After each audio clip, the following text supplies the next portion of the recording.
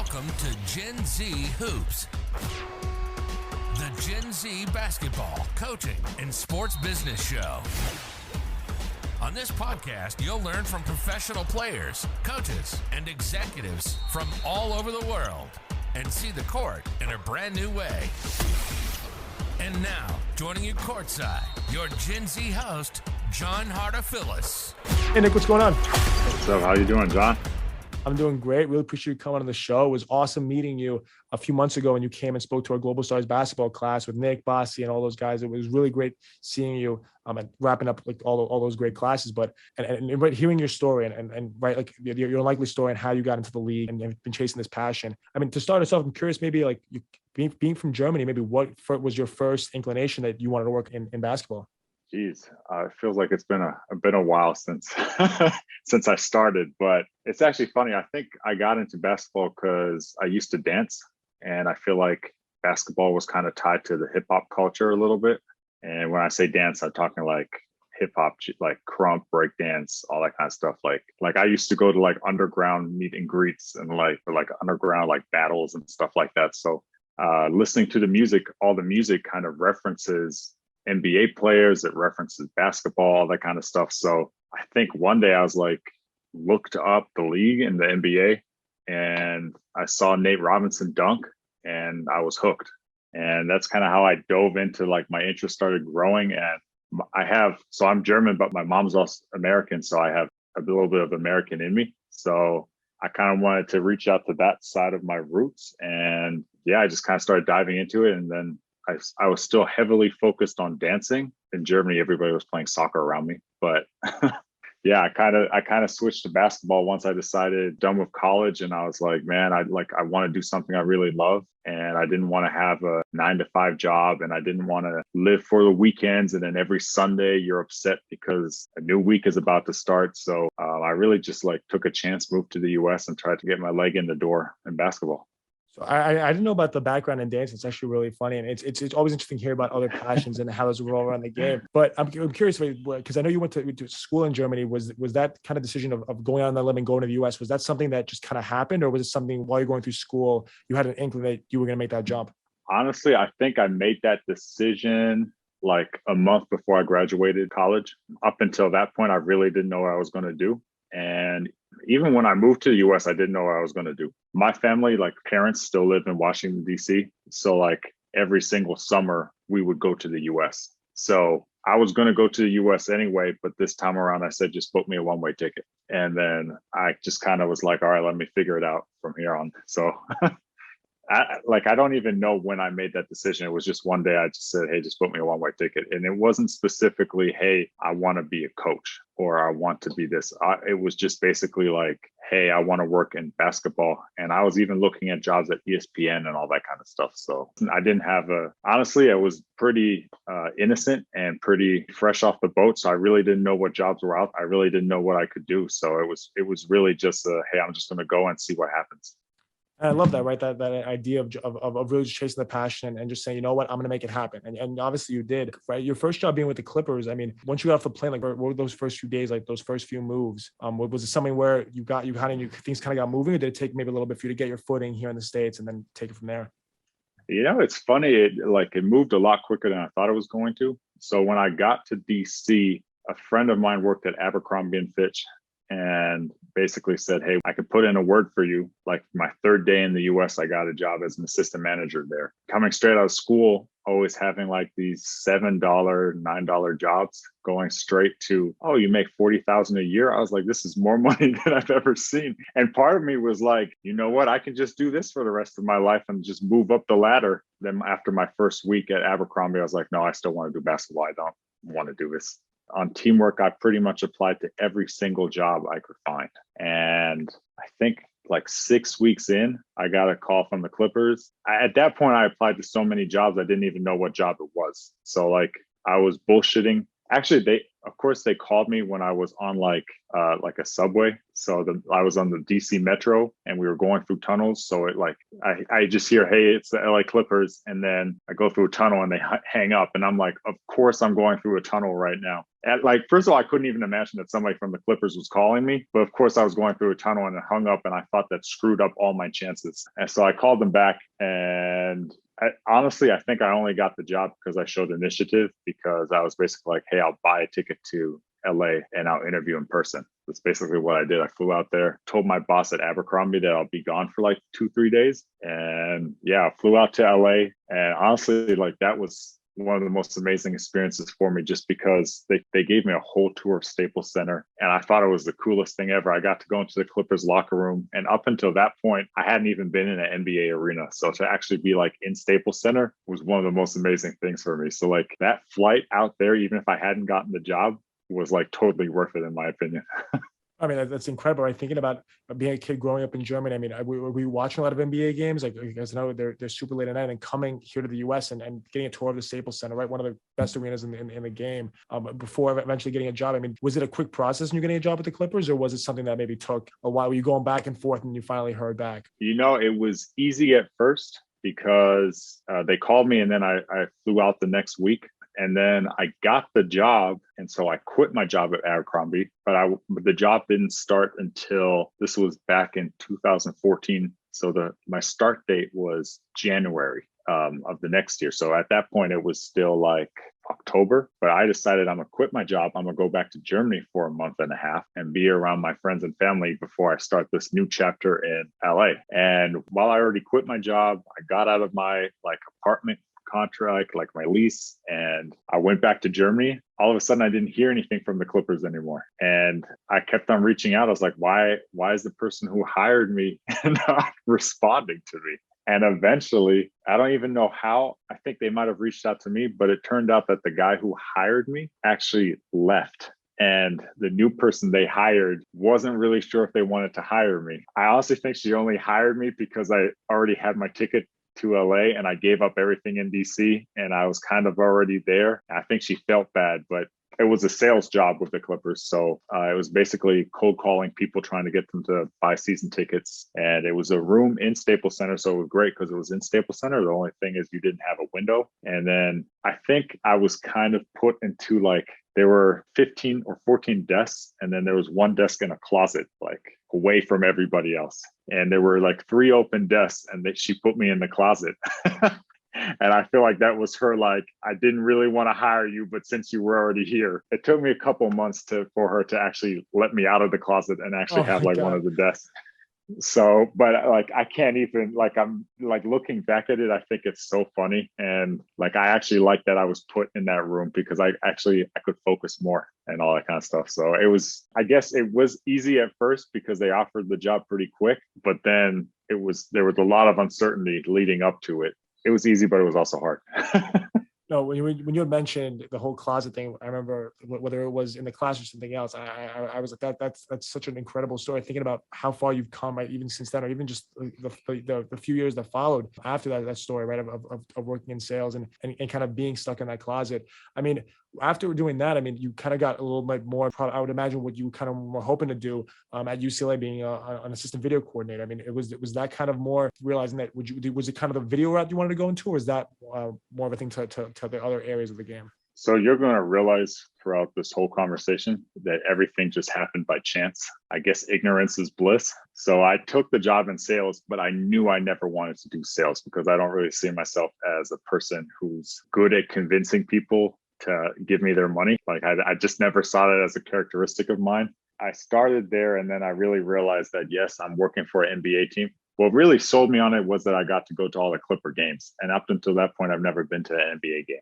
And just following back to what you said earlier, like college, I used to stay up to 3-4 a.m. watching games. Like I would always stay up all night long watching games and then go to sleep. I'd go to class, I'd sit in the back of the class, open up my computer and just keep on watching. So like, I don't even know how much studying I did, really. I think I was watching more basketball. Going back to how I found out about the video role was just talking to people, honestly. I really didn't know anything. So any bit of information, anybody who was willing to talk to me, I like soaked it all in. So I was watching the Clippers warm up and I saw people out on the court and they were just rebounding and passing. They weren't really doing any instructing. And I was like, I can at least do that. Like I can run, I can pass and all that kind of stuff. So I was like, and if I was in my head, I thought, if I can get there, then I can be around all the basketball minds and I can start picking up all the things that are vital to the game as far as like player development, as far as X's and O's, all that kind of stuff. So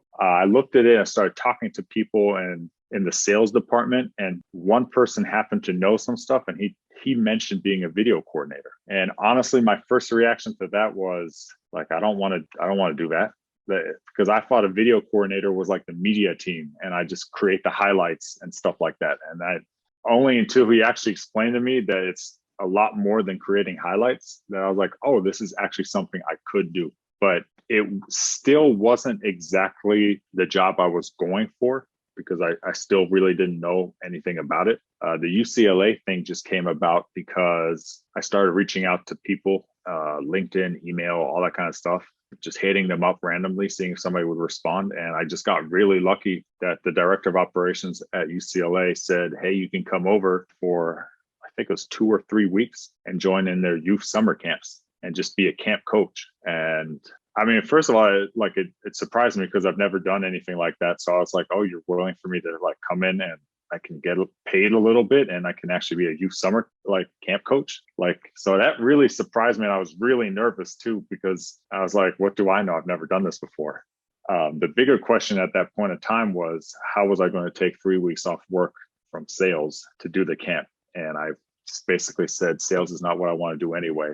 I'm just going to quit, which I don't know if I would recommend that to a lot of people, to quit your job and just go for it. But I decided to do it and it just worked out for me because on the second day I was there, I met somebody, I talked to somebody, and he happened to work for the women's basketball team. And he said, hey, I could just bring you in and teach you about video, and we won't be able to pay you anything, but at least you're around the team. You can start learning all that kind of stuff. And I jumped on that so fast. Like, I was like, I can do that. And then I can just be a waiter at night. And that's how I'll make my money. So it was a no brainer for me. I couldn't believe that I actually got in at a school like UCLA. Like, I was mind blown that I got in. Once I actually got there, I think they weren't expecting me to do that much. I think they were expecting me to just come in every now and then, but I ended up being there every single day, all day long. So before the season even started, they were like, okay, we got to pay him a little bit. He's doing too much. So I actually got like a little bit of money on the side. So I was actually really pumped because that was the first time somebody paid me to do something basketball related.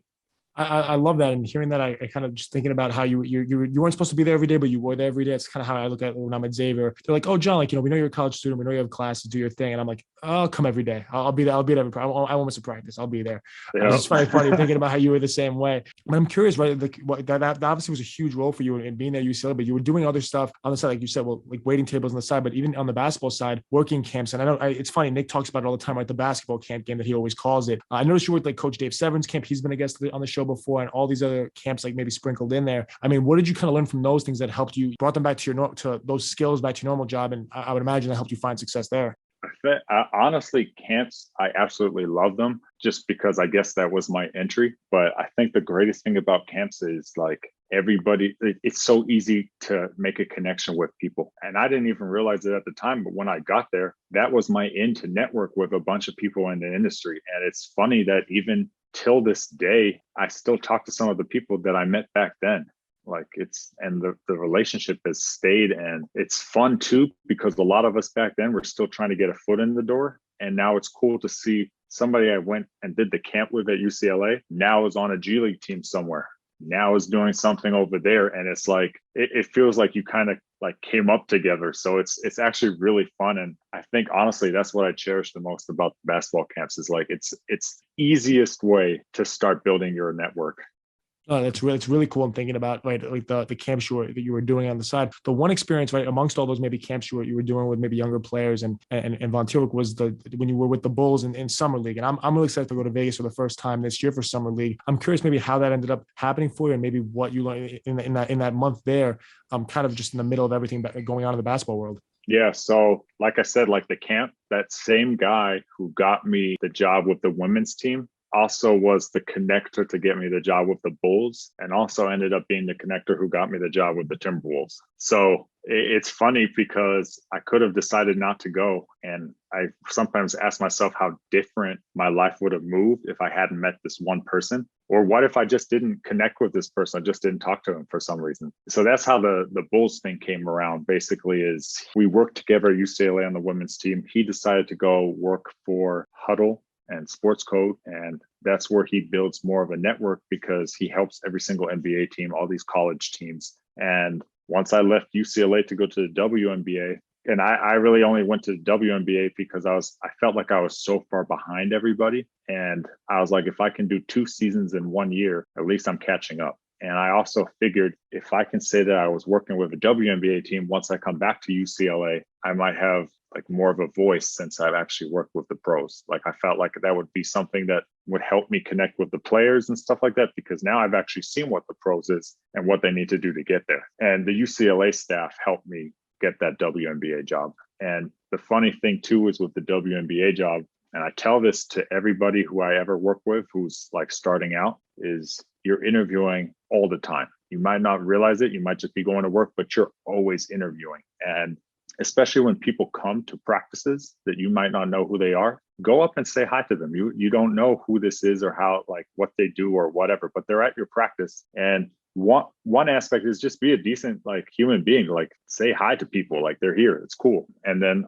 on the other hand, it's like this person might actually along the line be somebody you work with or can connect you with somebody. So it was like somewhere in the UCLA season, somebody came by at that moment of time, didn't have a job anywhere, never was a head coach or assistant coach or a GM or front office, like really not somebody who you like anybody who's really trying to break in the industry would be like, this is the guy I need to go talk to. But he's a great dude. And he came to watch our practice because he just liked basketball so much. And I ended up being the person to go let him in the door and show him around.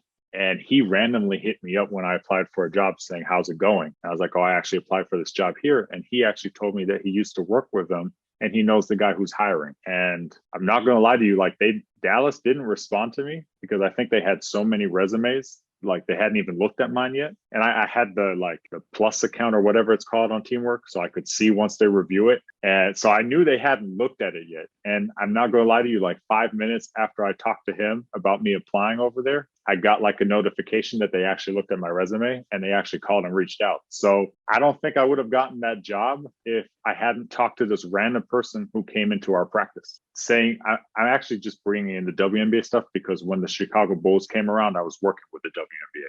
Yeah, so the Bulls needed somebody to help out with video, and they reached out to Sports Code Huddle to see if they knew somebody who would be willing to go there. It was unpaid. They wouldn't pay for the flight. Like there was absolutely it would cost the person to actually go help them.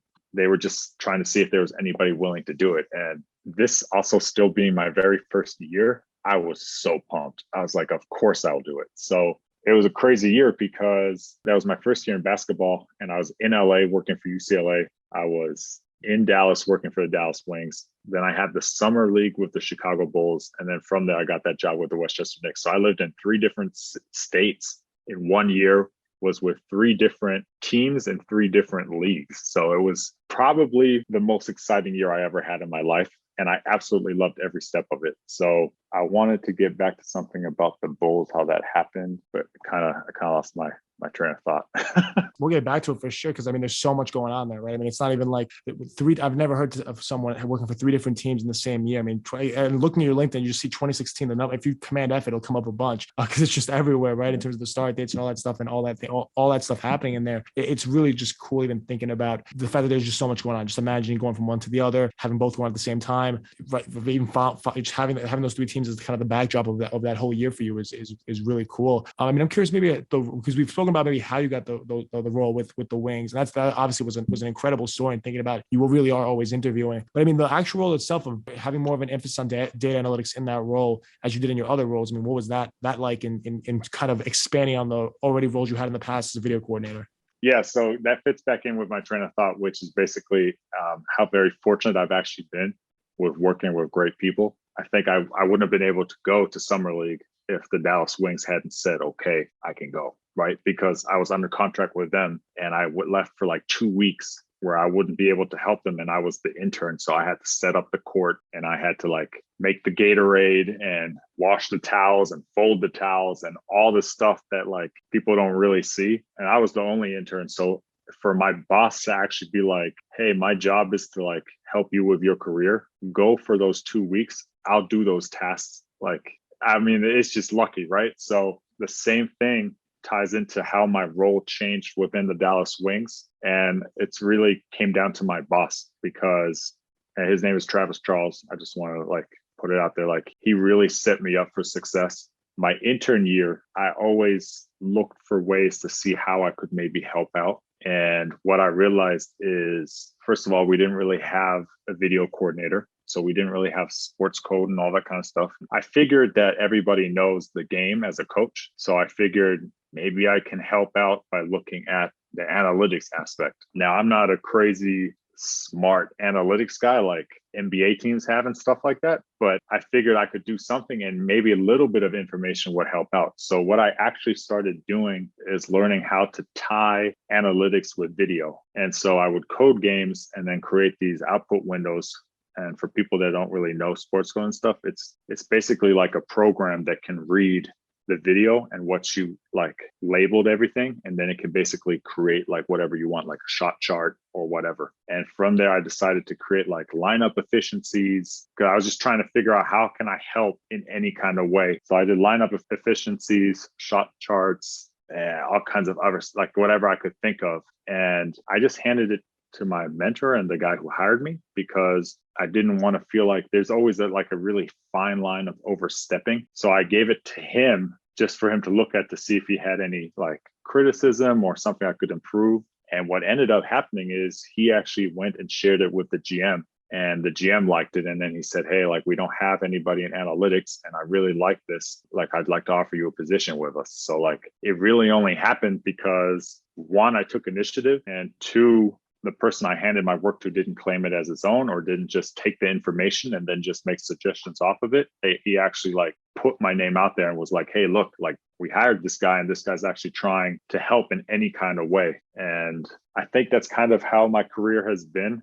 I always figured that people are more knowledgeable than me as far as the basketball is concerned or can actually do more as far as on the court since I wasn't a former player. So I always looked at the things that I thought we might not have in the organization. And then I tried to like just bring it on just so I could feel like I was actually impacting the game a little bit more than I was already. And then also I felt like if I can do that, maybe they trust me a little bit more and then I can actually start doing some more basketball related things. So that was kind of my thought process, but I think it really just came down to I wanted to win, and any piece of information that I thought could help us win, I was willing to figure out how we could get that information to everybody.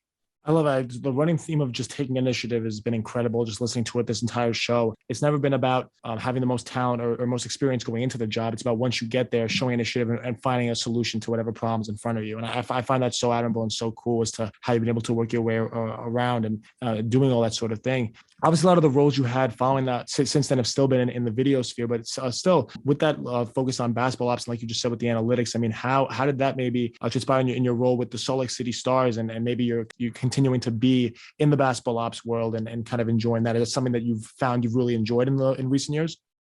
Yeah, actually, I think the basketball ops job was the most fun for me, but I don't know if it has to do with that was the best staff I've ever been with. Like we were such a tight group and we actually had so much success together and it was a great place to work. It has to do with like the staff was great, like the environment was great. And then I think the director of ops might be the most natural position in like a basketball team setting that I fit into. So like all the tasks of a basketball ops person kind of came very natural to me. That was not something I really had to learn. And then, I mean, my background is management and I've done a lot of stuff like that. So maybe it's also my German side. Germans tend to be very organized. It's kind of a stereotype we have. So it kind of worked out well. But what I really loved about it was that part came so natural to me that it allowed me to work on the things that don't come natural to me. And I was able to build that trust with the staff. Yeah. So like what I was saying, like the basketball ops stuff came so natural to me that I could focus on things that didn't come natural to me. So like I talked to, and this again comes back to having a great staff. And I've been really fortunate. I've been working with great people, but everywhere I've been, they were like, hey, like you've added value to the team, but we don't want you to just add value to the team. We also want to see how we can improve like your skill set, all that kind of stuff. So when I talked to our GM and our head coach, I was like, hey, I don't really know if I want to go the front office route or if I want to go the coaching route, but I like being involved in everything. And so basically they allowed me to have like assistant coaching duties. Like I had 2 players that I had to develop, and I had my own scouts, like scouts for opponents. Then I helped out in the draft, and I basically was able to be a part of every single aspect of the team. And I think that's what I really enjoyed about it. And because the director of ops stuff came so natural to me, like booking flights, booking the hotel, making sure we have a gym, all that kind of, like that was, to me, that was like, hey, you just need to be organized, and I can knock out most of it before the season even starts. And then all you have to do is tweak stuff. So, and then during the season, I can actually focus on the stuff that I still need to improve on. So it overall was just a great experience. I love it. And just thinking about how you're being organized and being able to just, I think even more so, what you do actually, you see the impact that it has instantly, right? Because the decisions that you're making are obviously, it shows, because that dictates whatever the team might be doing on that certain day. And then thinking maybe about the role you had most recently with the Timberwolves, maybe a video associate as opposed to the coordinator roles you had in the past. I mean, was that very different from those roles, or was it kind of maybe a little bit similar? So it's funny, right? Because it actually was like a step back as far as I don't have the main responsibilities. So it was a step back, whereas it was like, I don't have to worry about us having a gym. I don't have to worry. And again, it's the NBA. So you don't really have the issue of, do you have a gym, right? But it was less responsibility on more, but then it was also like, it was back to more work, because the crazy thing about the NBA is like, even the G League has 50 games. I mean, I never really got to experience the NBA as a normal season, because this was still a COVID related season, but things come at you so fast and so quick that even though I had less responsibility, I felt like I was more stressed just because the turnover is so quick.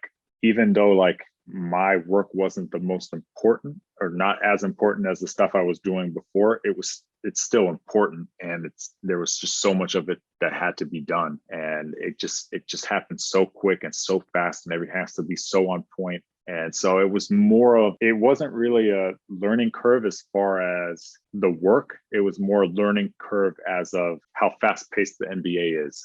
And like the example I can give you is like, we had like 3 games in 4 nights in 3 different cities, which is just a lot. And then like nobody actually thinks about the video room, because you have to actually scout all these games. You actually have to cut them all up. You actually have to put together their playbooks, and you have to put together all these scouts. And it's like, it's just bam, like one after the other. So especially playoff time, I know a lot of people don't think about this, but when the playoffs start, I really look at the video rooms and I'm like, people don't know how much work these guys got in front of them right now.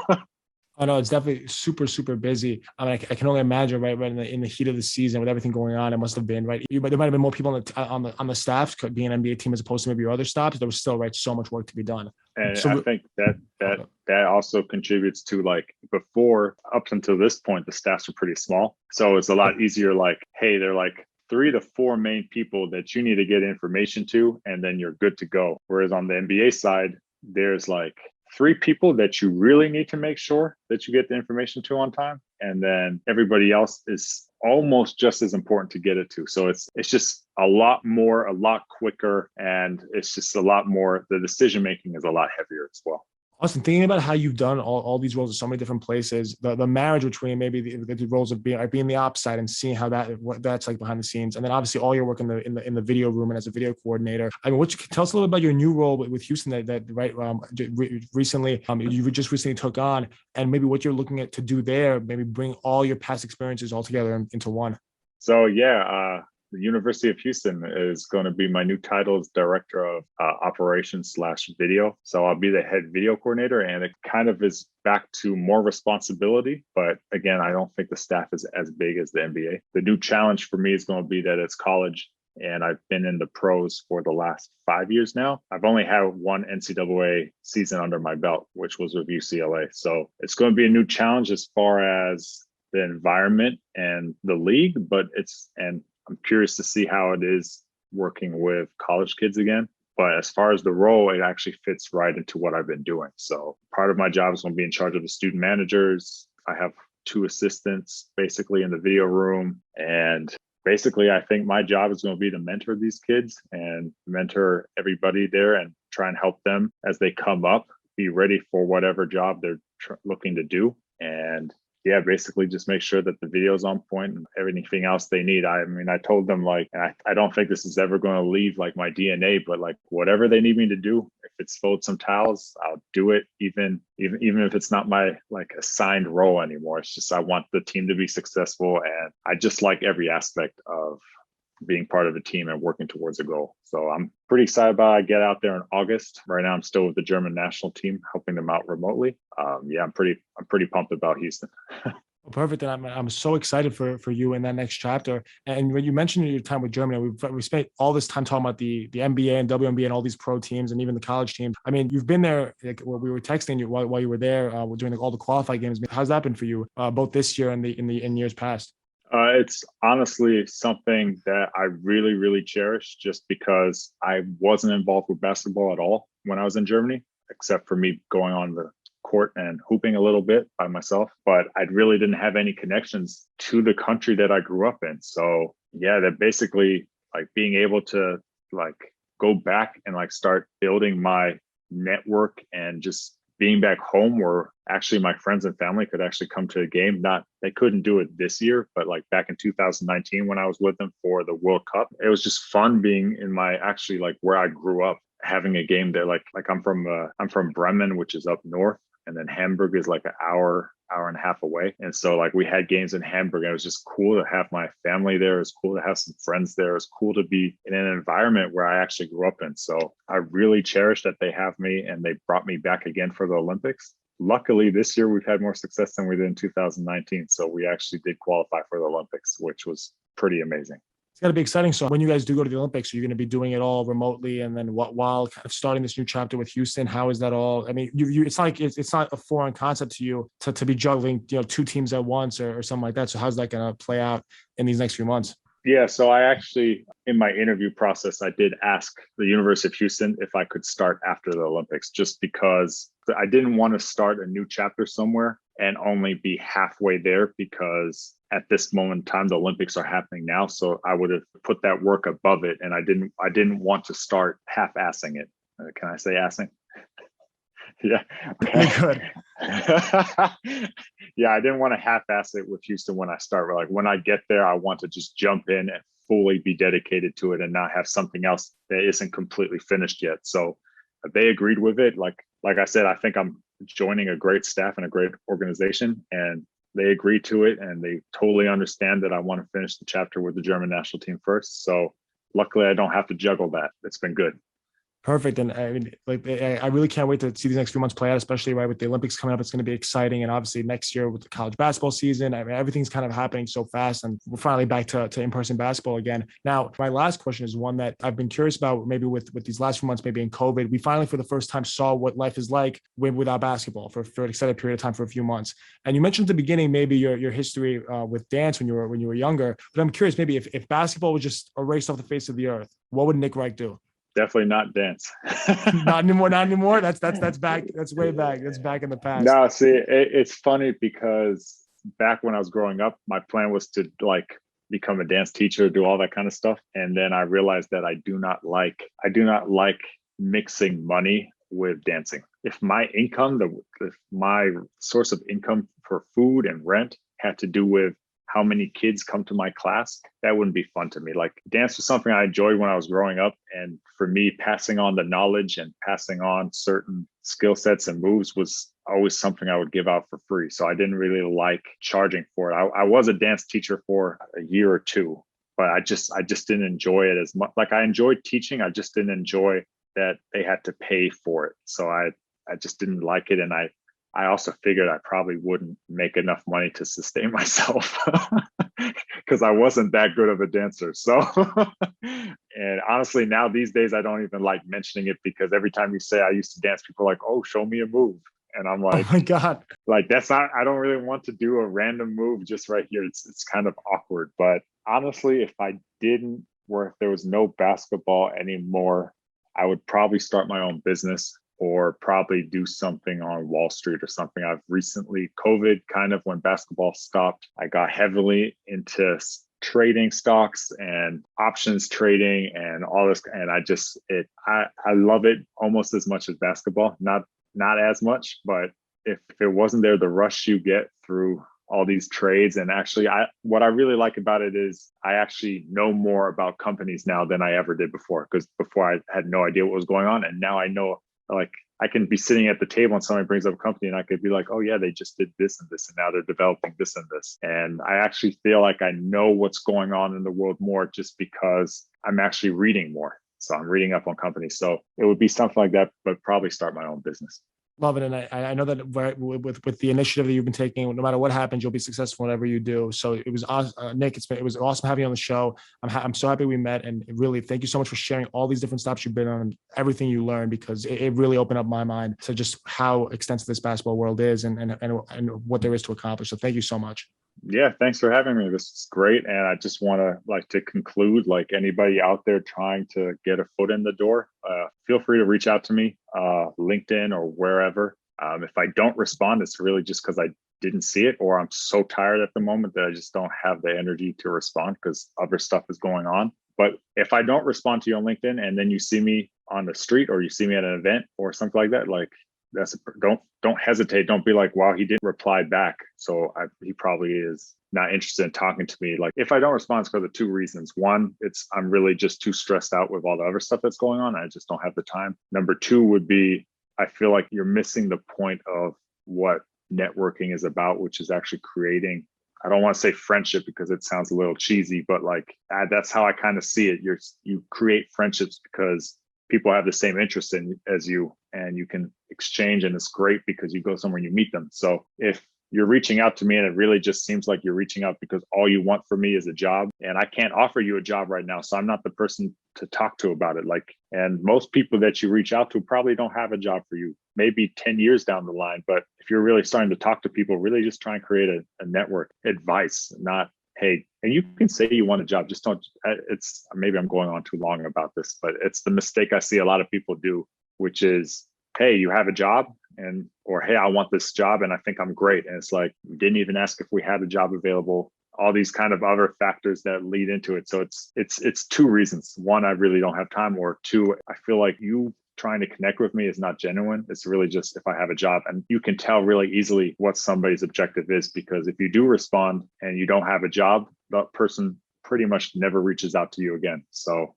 you can tell pretty easily. You definitely weren't going on too long, because that was networking gold. And it's something I stress all the time, is it's got to be positive network. It's got to be, it's a two-way street. Networking is not just, if all you're doing is asking, no, you might get one person to listen to respond to out of 10,000. But for the most part, if you really want to start actually meeting people and building those strong relationships and actually having people in the industry want to speak with you, you need to approach it as, what can I do for them? Or how can I actually, like, what interests do we have? Or how can we relate to each other outside of maybe just the job hunt? When you look at it that way, I think like you just said, that's when people start approaching it in a negative way or the wrong way, or in a way that makes people uncomfortable, and it never works out well for anybody. So, I mean, definitely thank you for bringing that up, because it's something that, I mean, if people really do want to end up building these relationships, they have to, at least if your intentions are clear, make sure you're presenting them in the way that you intend to, and making sure you're presenting it the right way. So thank you so much for bringing that up.